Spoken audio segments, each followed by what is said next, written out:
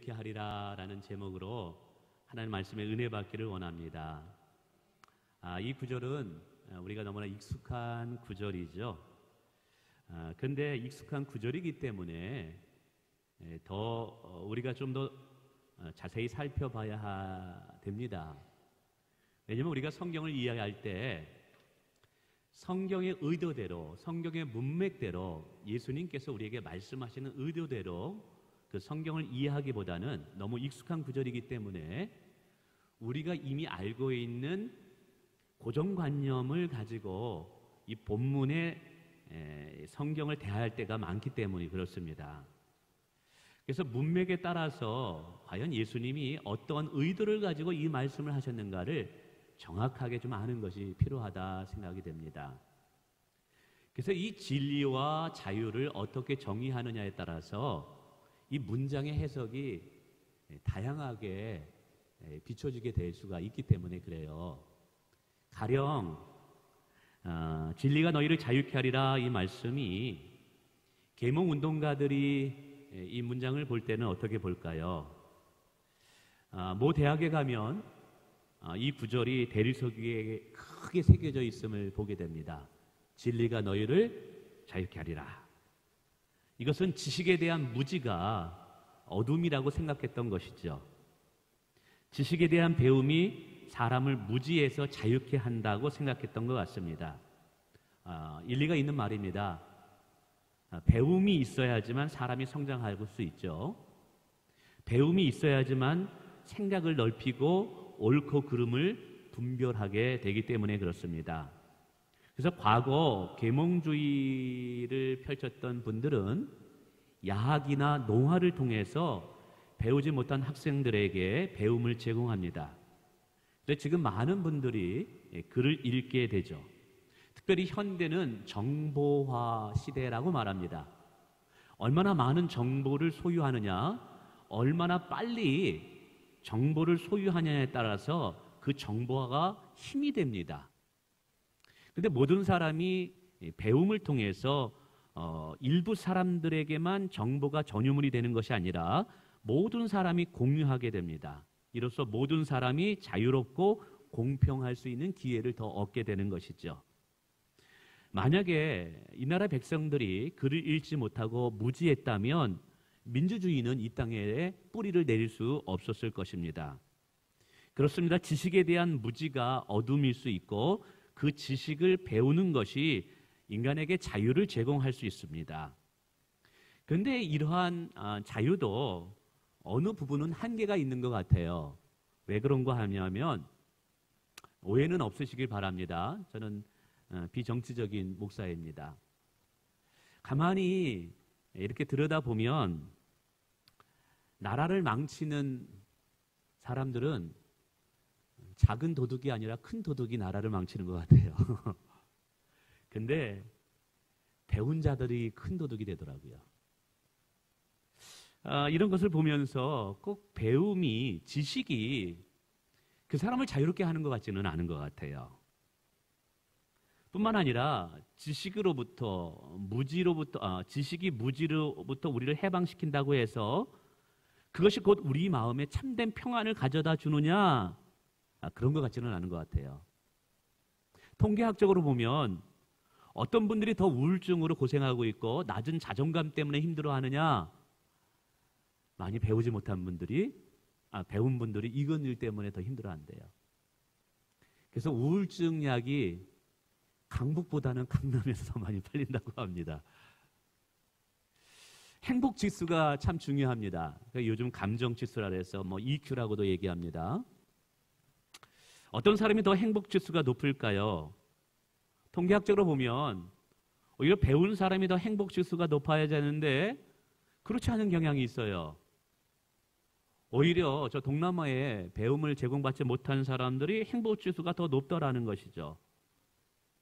물론 배움이 우리에게 자유를 주지만 그러나 그것이 우리에게 어떤 한계가 있다라는 것을 또 설명하고 있다는 것이죠.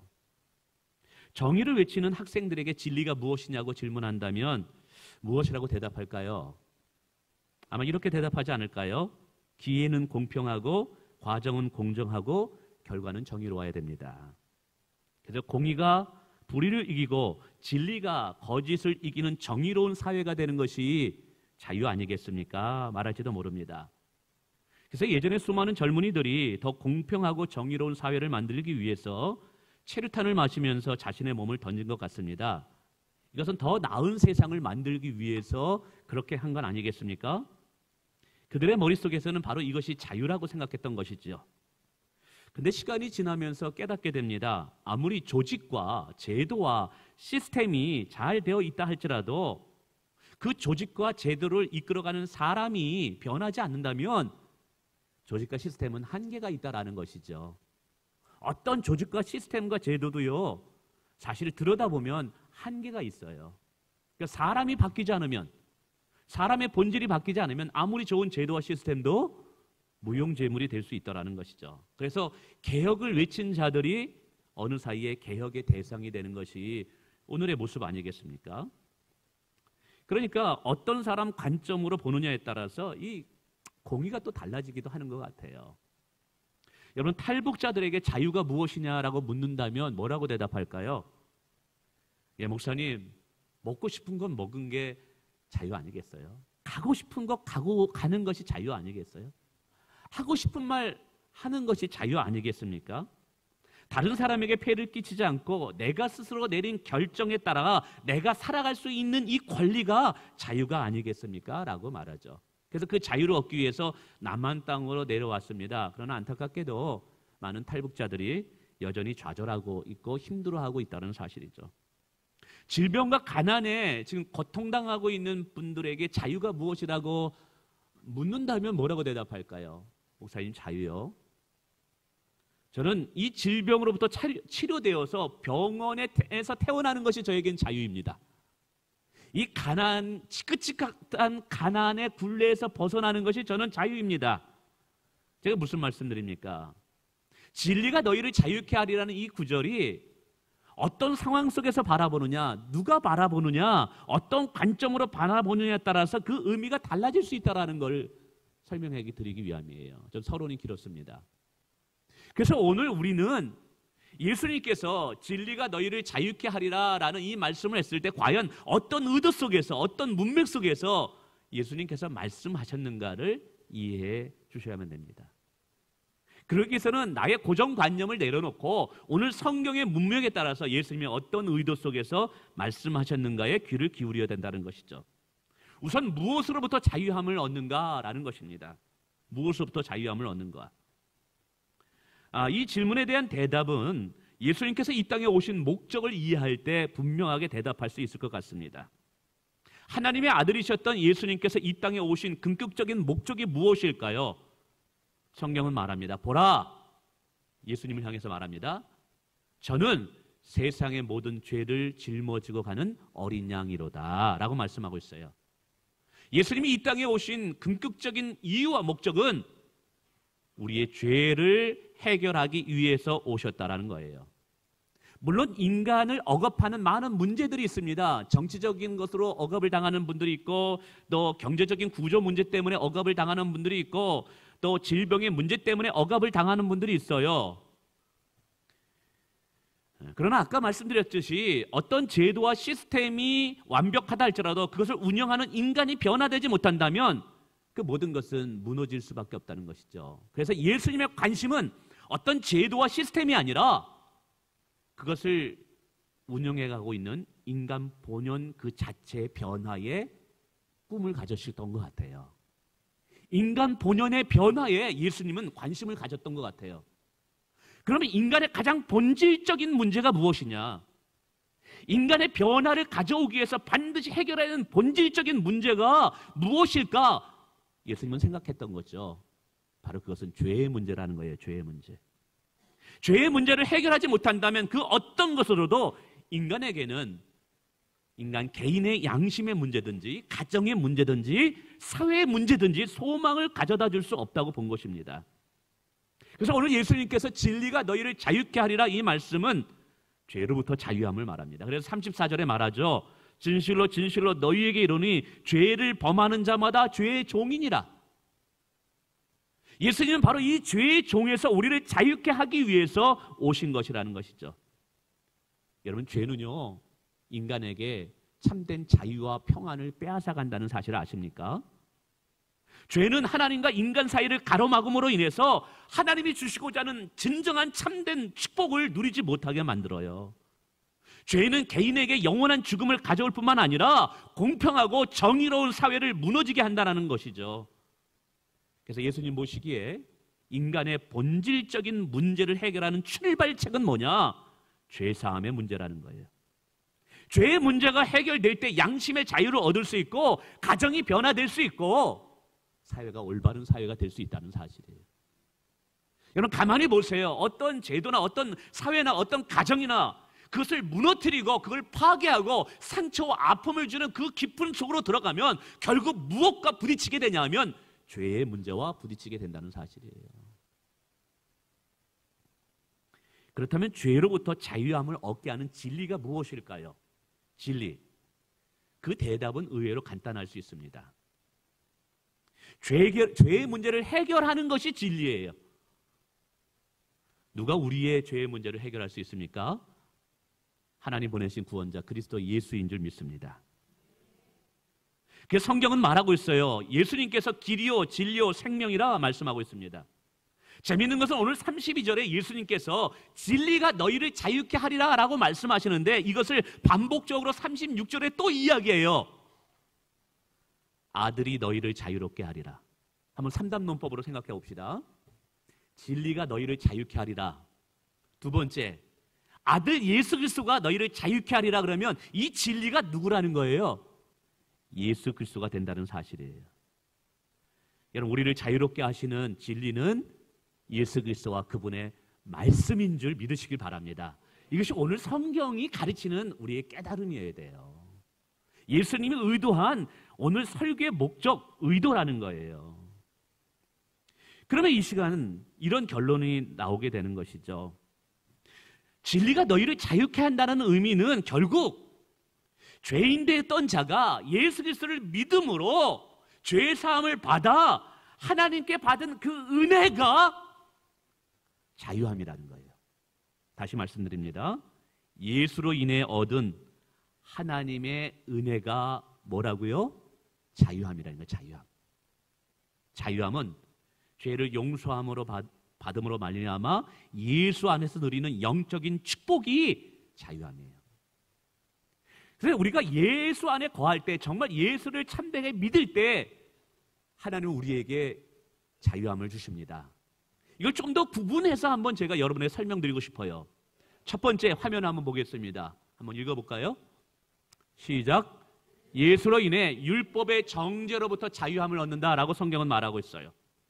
율법으로부터 정죄함을 받는다는 것은, 율법은 이 말씀 중에 모세의 오경을 말하는데, 하라 하지 말라가 율법의 기능이에요. 하라와 하지 말라는 법이 없으면 내가 어떤 일을 행하면서도 이게 옳고 그름을 분간할지는 못해요. 근데 이렇게 하라와 하지 말라는 것을 통해서 이것이 죄이구나라는 것을 깨닫는다라는 거예요. 예를 들자면 용서하라, 사랑하라 그러는데 내가 용서하지 않아요. 여전히 미워하고 있어요. 그러면 용서하지 않는 것이 뭐라는 거예요? 성경은 죄라는 거예요. 죄라는 거예요. 여러분 아셔야 돼요. 미워하는 것도 죄예요. 용서하지 않는 것도 죄예요.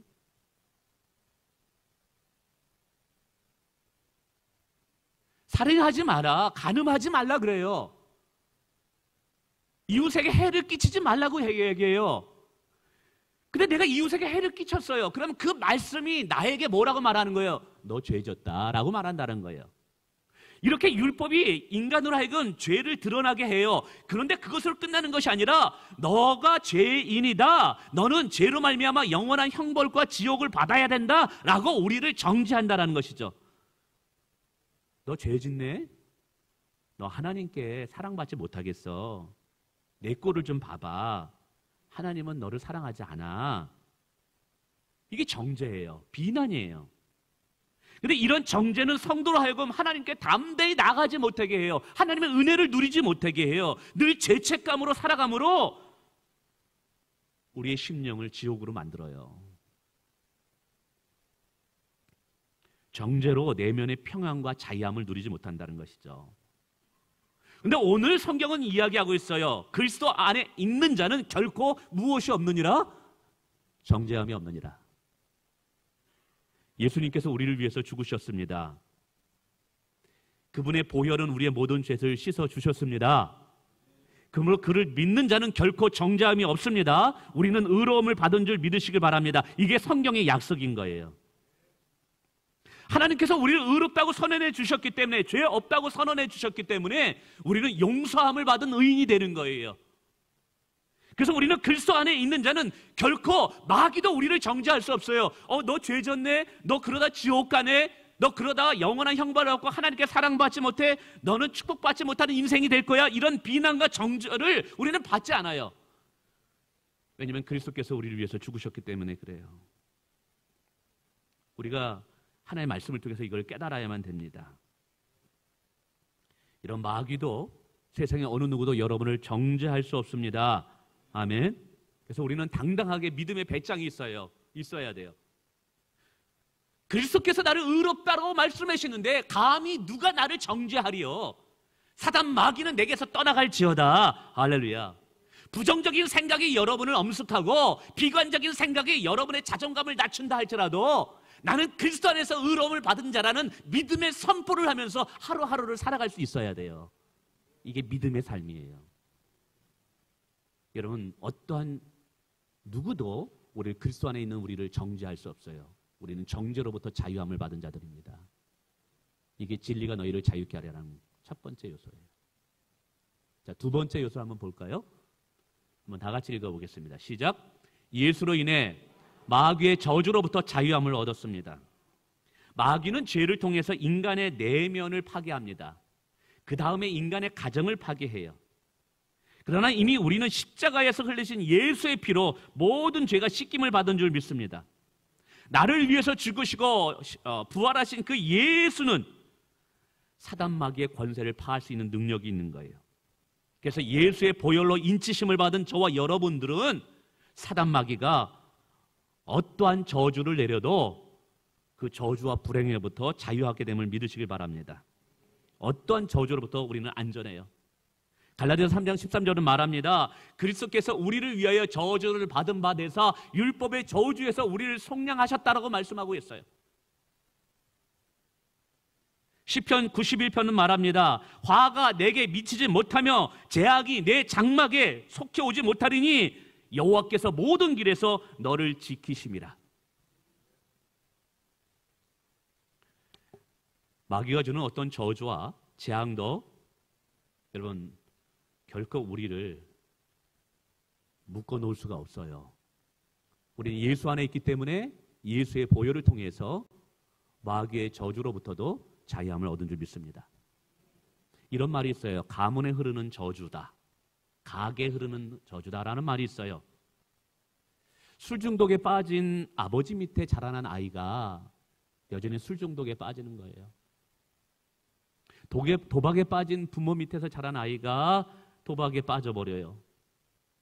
귀신을 모시는 자의 자녀에게 귀신이 찾아와서 다시 귀신을 섬기는 자가 돼요. 그러다가 얼마 전에 TV에서 나왔던 뭐 연예인이 안 보여요. 어디 갔나 보면은 무당이 되었다라고 얘기해요. 나는 정말 원치 않은데 이 무당병이 들어와가지고 이게 내가 하다가 결국 신접해서 무당이 되었다라는 것이죠.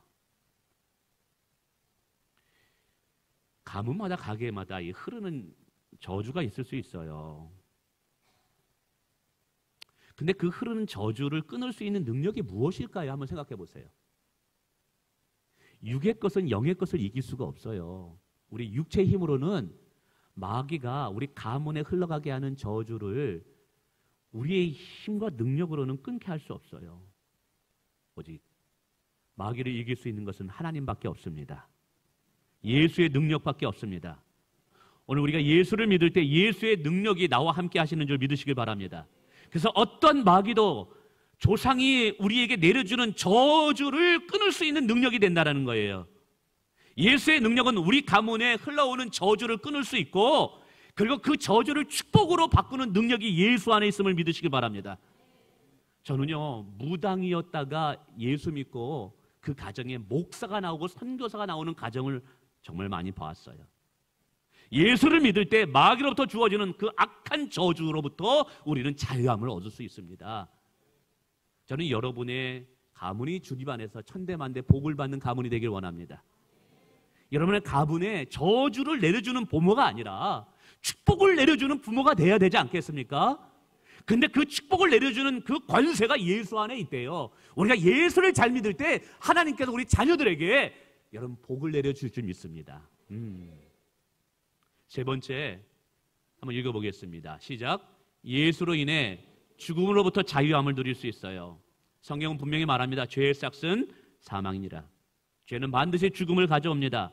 인간이 죽는다라는 것은 모두가 죄의 종무릇 아래 있다라는 것을 증거하는 것이죠. 그래서 모든 인간은 죄로 인해서 죽음의 종이 되었습니다. 여러분, 부자나 가난한 자나 배운 자나 배우지 못한 자나 죽음은 피해갈 수 없습니다. 그래서 마귀는요, 죽음을 통해서 우리 인간에게 두려움을 부어 넣어줘요. 그래서 그 두려움을 통해서 인간을 통제하려고 합니다.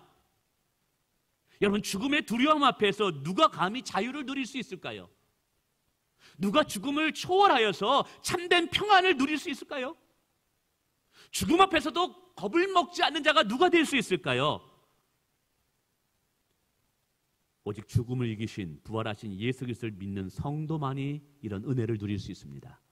그래서 우리는 장례식에서도요, 슬퍼하지 않아요. 우리는 찬송을 부르는 거예요. 장례식에서도 우리는 감사할 수 있는 거예요. 예수님 말씀하셨습니다. 내가 부활이요 생명이니 나를 믿는 자는 죽어도 살겠고 무릇 살아서 나를 믿는 자는 영원히 죽지 아니하리라. 성도는 죽음 앞에서도 부활의 소망을 가질 수 있어요. 그래서 우리는 좌절하지 않고, 그리고 어떤 이별의 슬픔도 이길 수 있는 능력이 예수 안에 있음을 믿습니다. 죽음도요, 그리스도 안에 있는 우리를 하나님의 사랑에서 끊을 수 없음을 믿으시길 바랍니다. 그래서 우리가 예수 믿는 사람들은 죽는다라는 것은 부활의 시작이 되는 거예요. 죽는다라는 것은 천국에 입성하는 시작이에요. 죽는다라는 것은 천국에 들어가기 위해서 육체 옷을 벗어버리고 천국의 영원한 나라의 새 옷을 입는 시작이에요. 죽음이라는 것은 신랑 대신 예수님을 만나는 혼례 예식에 참여하는 그 시작인 거예요. 아멘. 그래서 죽음도요, 우리의 믿음을 무너뜨릴 수 없어요. 정말 예수 그리스도를 믿고 그 은혜 안에 거하는 자는요, 죽음으로부터도 우리는 자유할 수 있습니다. 아멘. 이것이 예수 안에서 주는 자유함이에요. 세 번째 한번 또 네 번째 읽어보겠습니다. 시작. 예수로 인해서 두려움과 근심으로부터 자유함을 얻습니다. 예수님이 말씀하셨죠. 내가 너희에게 이르노니 목숨을 위하여 무엇을 먹을까 무엇을 마실까 몸을 위하여 무엇을 입을까 염려하지 마라.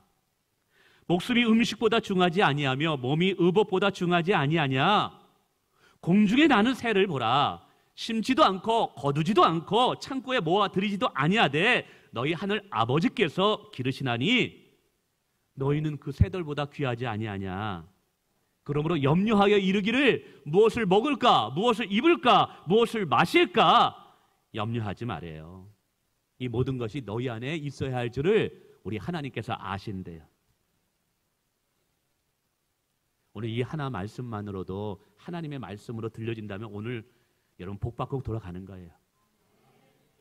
많은 분들이 염려와 근심의 종으로 살아가고 있어요. 하지도 않을 염려 때문에 스트레스 받고 있어요. 근데 염려와 불안은 두려움을 낳습니다. 두려움은 평안을 빼앗아 갑니다. 그리고 하나님에 대한 믿음을 상실하게 만들어요. 그래서 예수의 권세의 능력을 발휘하지 못하게 만들어요. 염려는 영적인 아주 세균과 같은 거예요. 여러분, 그러나 우리가 예수 안에 거할 때 염려하지 않을 수 있습니다. 근심하지 않을 수 있습니다. 왜냐하면 예수 안에 거할 때 우리 주님께서 우리에게 필요한 모든 것을 그리스도 안에서 풍성케 채우실 것을 믿기 때문입니다. 물론 우리가 살아가면서 문제도 만나요. 어려운 일도 경험할 것입니다. 그러나 그때마다 우리는 기도할 수 있잖아요. 기도할 수 있잖아요. 할렐루야. 아무것도 염려하지 말고 오직 모든 일에 기도와 간구로 너희 구할 것을 감사함으로 하나님께 아뢰라. 그러면 모든 지각이 뛰어난 하나님의 평강이 그리스도 예수 안에서 너희 마음과 생각을 지키시리라. 이 말씀이 뭐예요? 우리가 기도할 때 염려를 평안으로 바꿔주신다는 거예요. 우리가 기도할 때 문제를 축복으로 바꾸신다는 거예요. 우리가 기도할 때 우리 하나님은 이 위기를 기회로 바꾸시는 분이에요. 그래서 정말 예수 안에 은혜를 누리는 자는요, 염려와 근심으로부터 두려움부터 자유함을 누리면서 살아갈 수 있어요. 저는요 정말 우리 가정은 돈 하나도 없어요. 어떤 분은 그래요. 뭐 은퇴하고 어떻게 뭐 젊은데 뭘 벌써부터 은퇴 얘기를 해요. 아무것도 없어요. 제 딸이 교환 학생으로 갔어요. 돈도 없는데 어떻게 보내요? 믿음으로 보내는 거예요. 믿음으로. 그때 하나님께서 이 모양 저 모양으로 다 채워주시더라고요. 여러분 기도할 때 채워주셔요. 여러분 기도하지 않으니까 염려와 근심이 여러분을 두렵게 만드는 거예요. 우리는 예수 안에 거함으로 염려와 근심과 두려움부터 자유함을 얻을 수 있음을 믿으시기 바랍니다. 자, 그럼 5번째 한번 읽어볼까요? 시작. 예수로 인해 자족하는 자유를 얻을 수 있다요. 성경이 말합니다. 욕심이 잉태한 즉 죄를 낳고 죄가 장성한 즉 무엇을 낳느니라? 사망을 낳느니라. 그래서 사람들은요 물질이 없으면 불안해해요.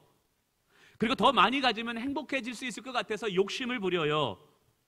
그러나 예수 안에서 참된 은혜를 발견한 자는 그렇게 살지 않습니다. 바울이 고백하잖아요. 나는 비천에 처할 줄도 알고 풍부에 처할 줄도 알아. 모든 일 곧 배부름과 배고픔과 풍부와 궁핍에도 처할 줄 아는 일체의 자족함의 비결을 배웠노라. 내게 능력 주신 자 안에서 내가 모든 걸 할 수 있느니라. 은혜 안에 살아가는 자는요 내게 무엇이 있고 없고에 의해서 행복이 좌우되는 것이 아니라는 거예요. 있으면 행복하고 없으면 불행하고 같은 것은 진짜 믿음 없는 거예요. 진짜 이런 분들은요 아직 예수 안에 거하는 삶을 누리지 못하는 거예요. 예수 안에 있는 자는 모든 것에 자족하고 감사할 수 있습니다. 그래서 감히 말합니다. 소유로부터 자유할 수 있다. 아멘. 소유로부터 자유할 수 있다.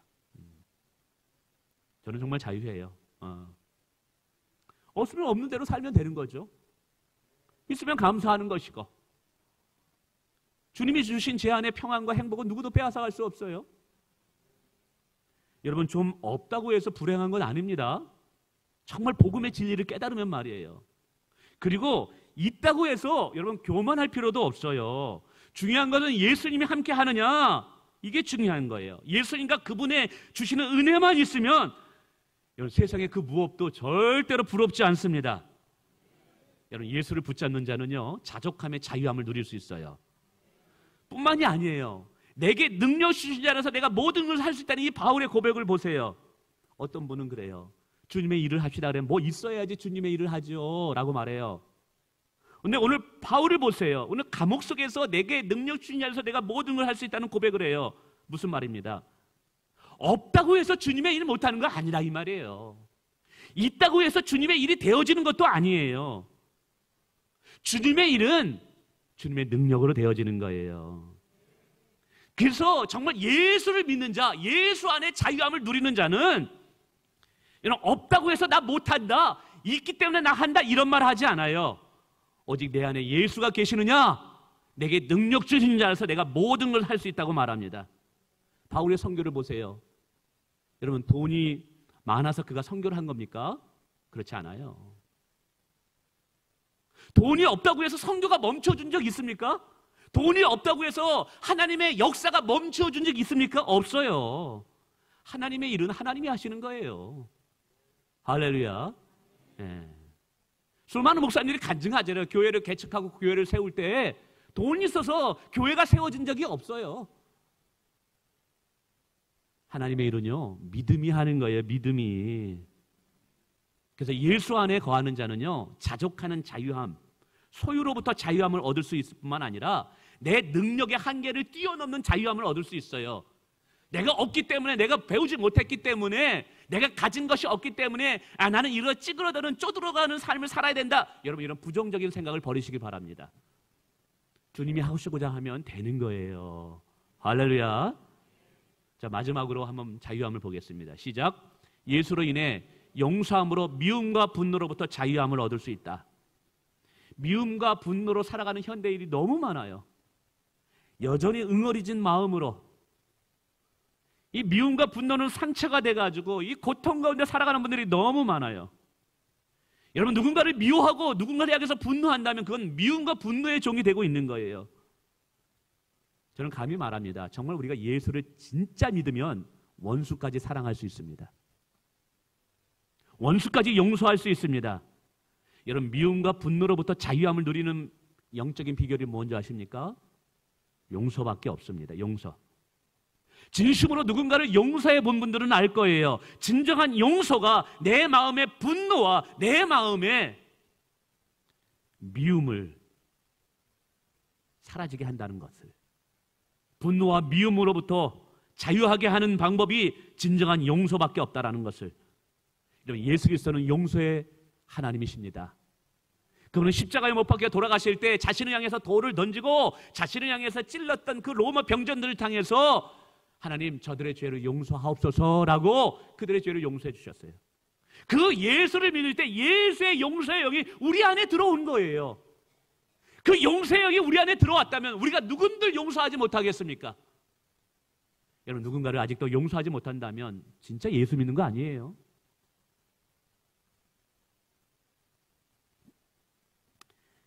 여러분, 우리의 힘과 우리의 능과 우리의 어떤 의지 가지고는 용서는 한계가 있어요.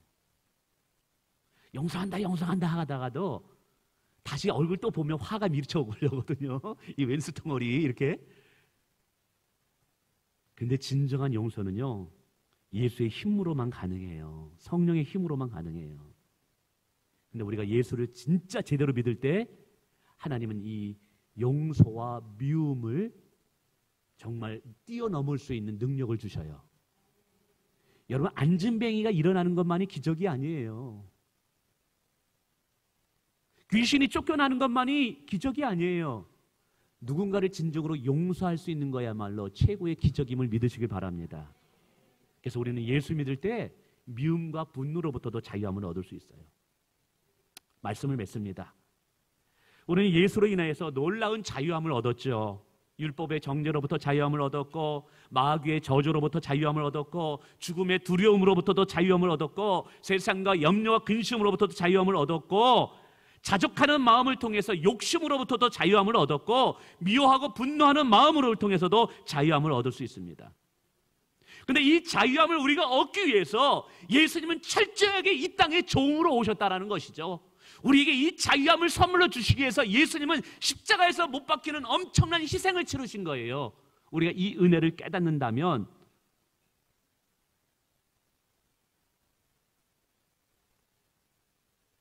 다시 과거로 돌아가면 안 돼요.